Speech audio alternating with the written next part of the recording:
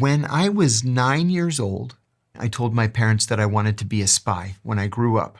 It came time to apply for college, and I only applied at one university, George Washington University in Washington, because it was 2 blocks from the White House, and it was one of only 3 schools in America that offered a Middle Eastern Studies program.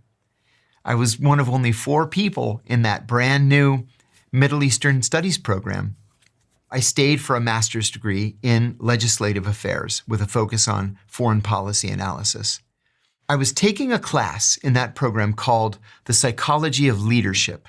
It was taught by an eminent psychiatrist named Dr. Gerald Post.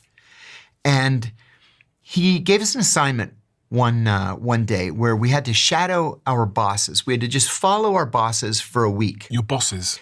Yeah, I worked at a labor union called the United Food and Commercial Workers Union.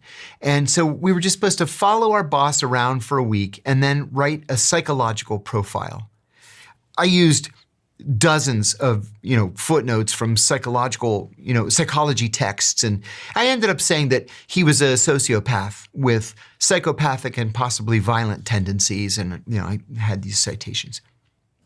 I passed the paper in. Dr. Post gives it back to me a week later, gave me an A, and then he wrote, "Please see me after class." So I went up to him after the class and I said, "Dr. Post, you wanted to see me?" He says, "Come to my office." So we went down there, he closed the door and he says, "Listen, I'm not really a professor here. I'm a CIA officer undercover as a professor here. And I'm looking for people who would fit into the CIA's culture. I think you would fit into the CIA's culture. Would you like to be a spy?" And I said, "Yes, I would." He picked up the phone and called a number and he said, "Bob, this is Jerry. I've got a good one for you. Do you have some time?"